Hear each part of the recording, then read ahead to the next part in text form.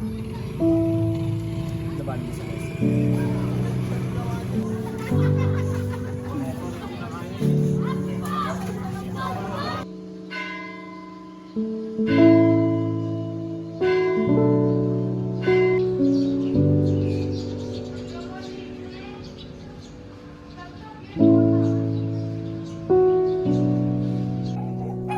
Kapatad, paparatang ning Pasko.